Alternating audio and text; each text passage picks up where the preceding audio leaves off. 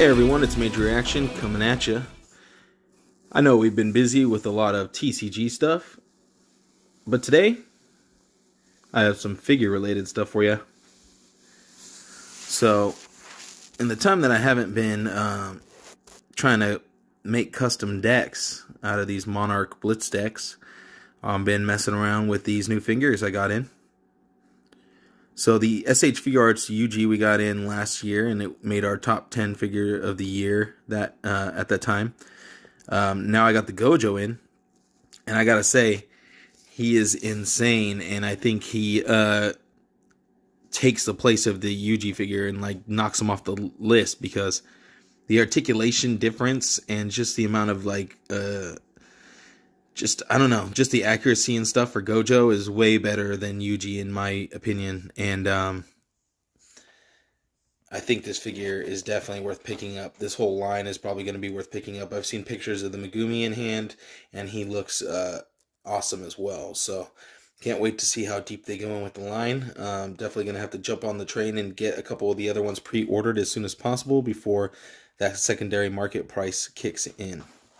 So here we got Gojo and Yuji hanging out together. And here's a look at all the different accessories they both come with. So Yuji comes with a total of 7 hands, 4 face plates, and 2 effects with 2 different hair pieces. Gojo comes with a total of 9 hands, 3 face plates, well, basically 2 alternate heads, and then 3 total face plates, basically. So, and then that little piece for his, what would be like his eye band. So both figures come with a lot of stuff. I wish they had put maybe one type of effect in for Gojo or something like that. Would have been nice. But just the expressions and things that you can do with him is really cool, and the figure looks great, and the posability is insane. Even with the longer jacket that he has that kind of comes around his hips, a little longer than Yuji's, it actually poses no hindrance to the articulation, and you can do some really great things with them. So I'll show that off in just a moment once I get them all posed up for you guys, show you some of the differences in articulation there. But altogether, I think he's a better built figure. The hands are a little smaller and fit the figure a little better. That was one of the problems I had with Yuji, is that his hands are huge, and they kind of make him look like his head's really small in comparison to the hands. See, I have his hand propped up behind his head right now, and that hand is huge. He could fit the whole back of his head inside of his hand. So, I mean, either he plays a lot of basketball, or they just kind of oversize his hands, maybe for, you know, the anime effect or something. But I think the Gojo looks a lot better, and I think he was built a little better as well.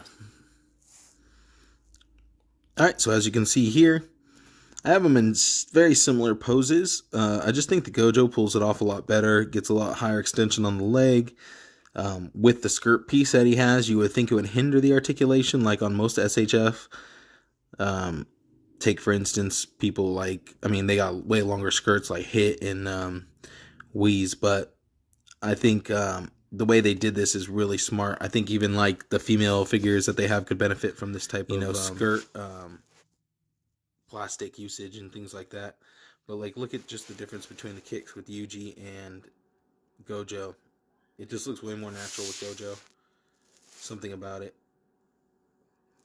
And it's way easier. So I think the Gojo figure just kind of kicks the UG figure out of the water. So hopefully the Megumi figure can hold par with this Gojo, and then hopefully the female releases will show us some really nice new female molds that we haven't seen before, and some really good usage out of, you know, those female bodies, because it's more of like a stripped down, not like a super fantastic costume design or anything. It's more just kind of plain clothing.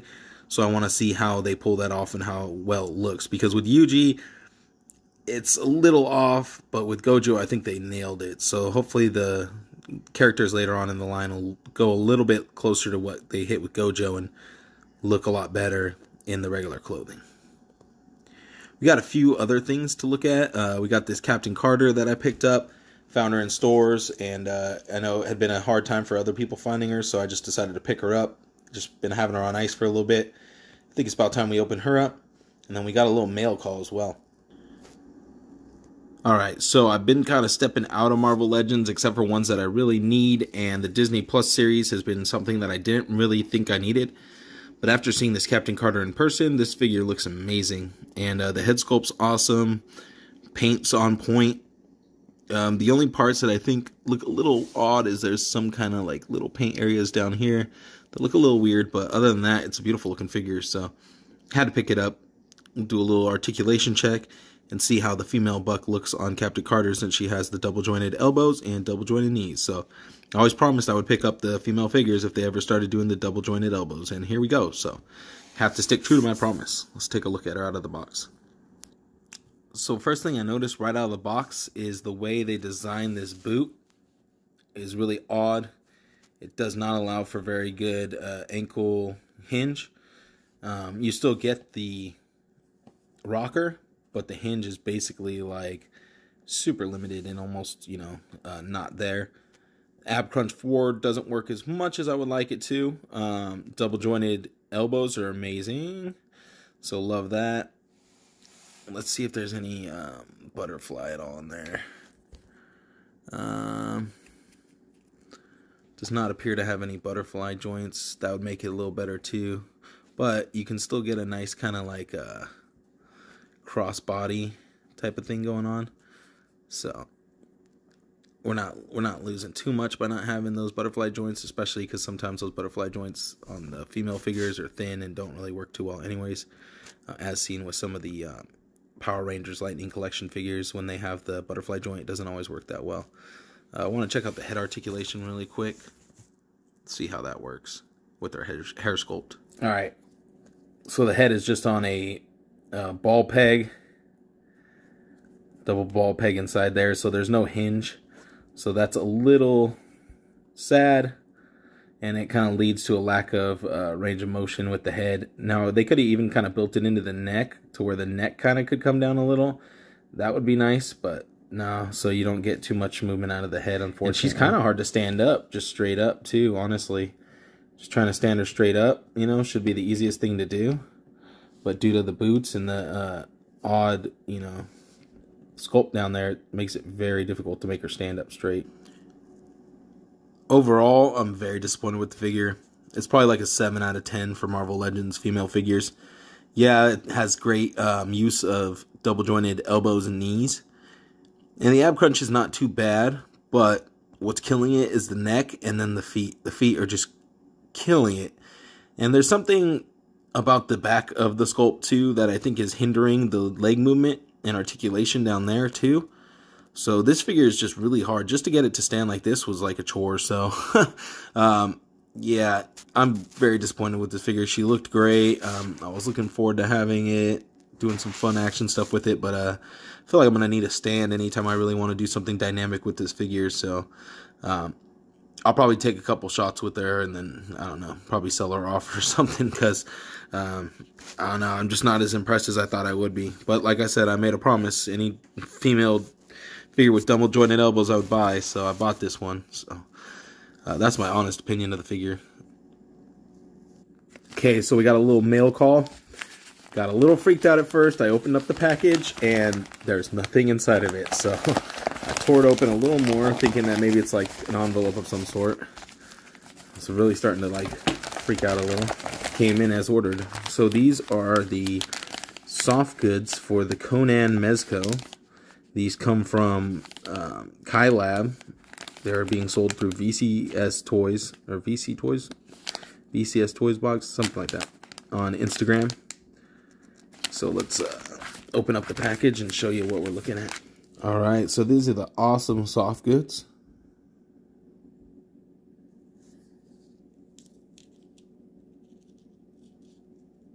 Nice leather appearance. It's actually made of like, you know, some kind of leathery material.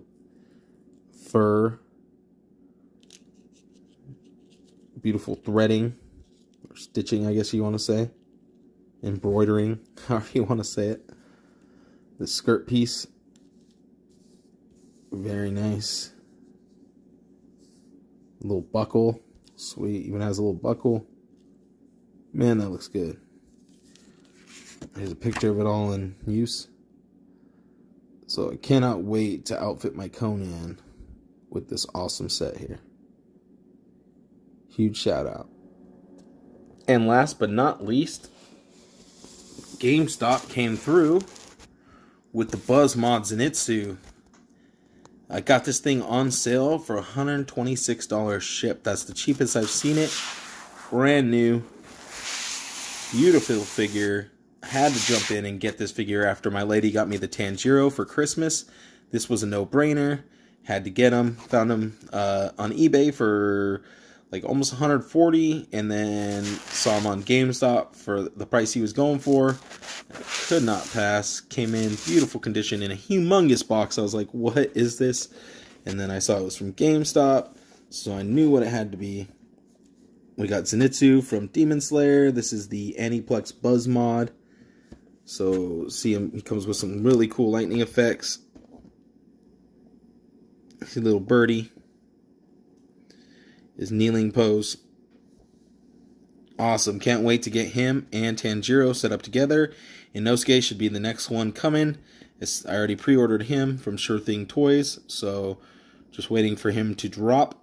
And then I'll be on the lookout for Nezuko at a decent price. So if you have one that you're trying to get rid of, let me know. Hit me up.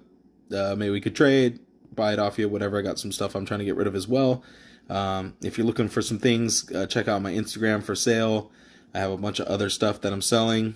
Prices are always negotiable, especially if you live in California. It cuts back on the shipping. But, yep, so this is the last of our mail call. Can't wait to bust them open and do some pictures with them. Glad to see you guys all back. Thanks for everybody who stuck by. And, you know, I know I've been doing a lot of TCG stuff with Flesh and Blood and My Hero Academia. But I'm always on my toy grind, you know that. So just had to show this off.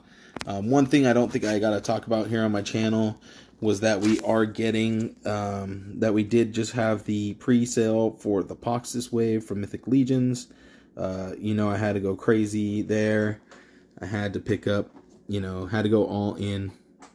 I had to sell some stuff just to make a little bit of extra, just in case, you know. It's a hard thing to kind of stomach right after Christmas, you know, but looking forward to those probably in the next year, year and a half. Who knows? There's probably about 3 waves of figures from them right now for me. 3 or 4 waves on back order right now. So I'm just going to get hit with so many Mythic Legions that I need to make space for those things. So thank you guys all for watching. Hope you guys have a great day and enjoy the rest of your weekend. Later.